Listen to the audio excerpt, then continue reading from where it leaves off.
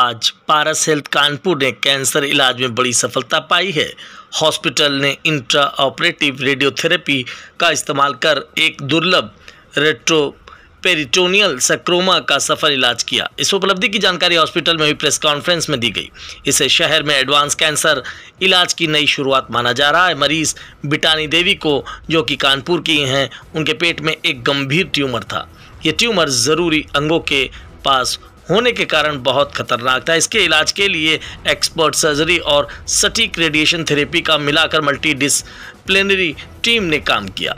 Doctor सत्यम Srivastava, associate director urology, ने बताया, इस केस की सबसे बड़ी मुश्किल ट्यूमर की जगह थी, क्योंकि यह ट्यूमर ज़रूरी खून की नसों और अंगों के बीच था। चुनौती सिर्फ ट्यूमर निकालने की नहीं थी, बल्कि इसे ऐसे निकालना था कि ज़रूरी अंगों को कोई नुकसान ना हो। सर्जरी में कई घंटे लगे और ऑपरेशन थिएटर में ऑन्कोलॉजी टीम के साथ लगातार तालमेल रखना पड़ा। डॉक्टर के अनुसार ये मजबूत टीम वर्क इस सफलता की असली वजह बना। डॉक्टर पुष्प पाठक, सीनियर कंसल्टेंट सर्जिकल ऑन्कोलॉजी, ने कहा, रेट्रोपेरिटोनियल सर्कोमा अक्सर दोबारा हो जाता है, इसलिए केवल सर्जरी से ये ठीक नहीं होता। इस केस में सर्जरी के साथ इंट्राऑपरेटिव रेडियोथेरेपी करके ऑपरेशन के दौरान ही ट्यूमर वाली जगह को सीधा और सटीक तरीके से इलाज कर पाएँ। इस तरह का इलाज मरीजों के लिए ज़्यादा असरदार होता है। भारत और दुनिया भर में सॉफ्ट टिश्यू सर्कोमा होना बहुत ही दुर्लभ है, और यह भी सभी वयस्क कैंसर को सिर्फ 1 से 2% मामले ही ऐसे होते हैं।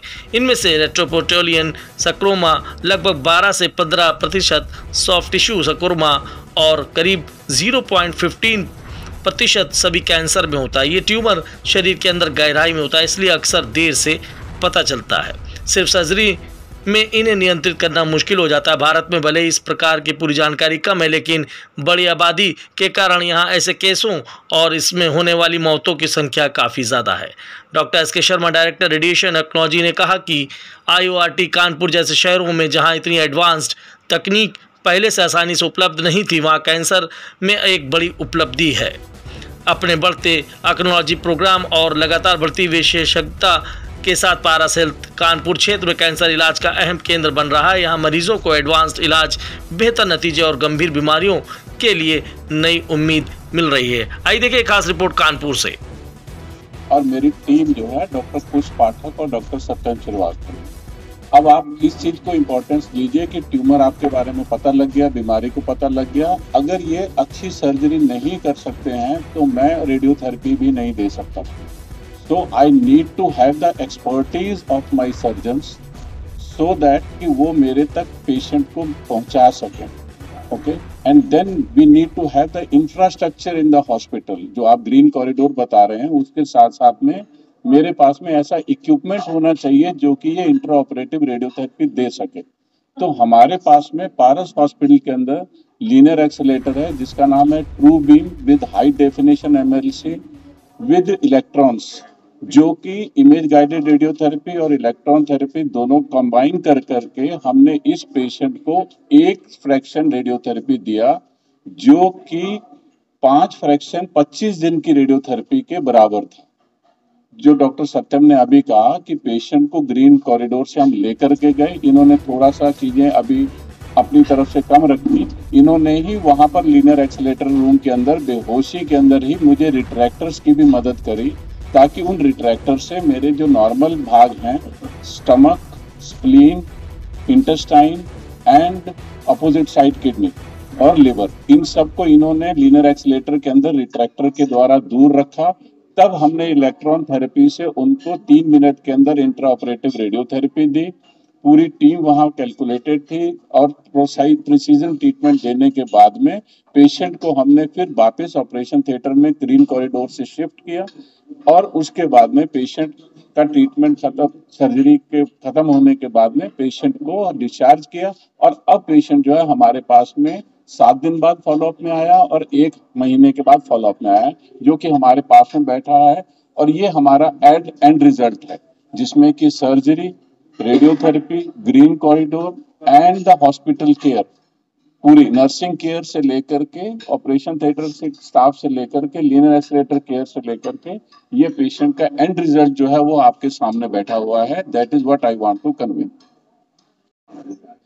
एक्चुअली एक बहुत ही कॉम्प्लिकेटेड सर्जरी हम लोग ने सक्सेसफुली परफॉर्म करी, जिसके लिए आज हम लोग ने ये प्रेस कॉन्फ्रेंस या इनवाइट करी है। ठीक है, और जो मेजर फैक्टर इस सर्जरी में ये है कि प्रोबेबली कानपुर में और कानपुर रीजन में फर्स्ट टाइम हम लोग ने इस सर्जरी में इंट्रा ऑपरेटिव रेडियोथेरेपी यानी ऑपरेशन के दौरान ही पेशेंट को रेडियोथेरेपी देने का काम किया है।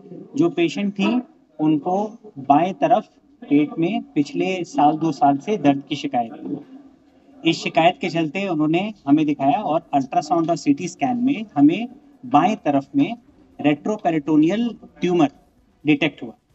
रेट्रोपेरिटोनियल ट्यूमर का मतलब है कि पीठ में पीछे की तरफ, आंतों के पीछे, जहां पर हमारे शरीर की सबसे मोटी धमनियां, जिसको हम लोग एओर्टा और आईवीसी कहते हैं, जिससे हमारे शरीर का सारा रक्त संचालन होता है, वो स्टे करती है। इसी एरिया में हमारी किडनीज, हमारे पैनक्रियाज और कुछ वाइटल अंग और होते हैं।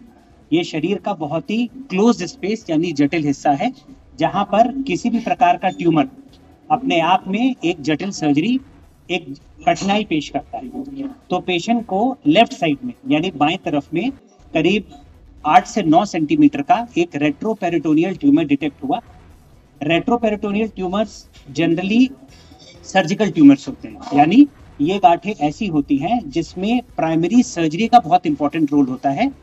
हाँ, कीमोथेरेपी और रेडियोथेरेपी का भी रोल होता है, और लेकिन ज्यादातर इन केसेस में रेडियोथेरेपी जो है वो सर्जरी के बाद दी जाती है।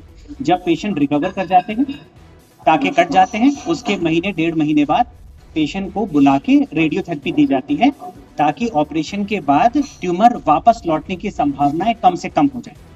तो इस सर्जरी में 3 इंपॉर्टेंट पॉइंट थे। नंबर 1, जो ट्यूमर था वो बहुत ही जटिल जगह पे लोकेटेड था, जिसकी सर्जरी अपने आप पे बहुत मुश्किल काम थी।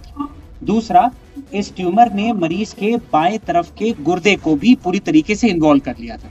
तो एक चैलेंज हमारे सामने ये था कि क्या हम इस ट्यूमर को निकालते हुए मरीज का बाएं तरफ का गुर्दा बचा पाएंगे कि नहीं बचा पाएंगे।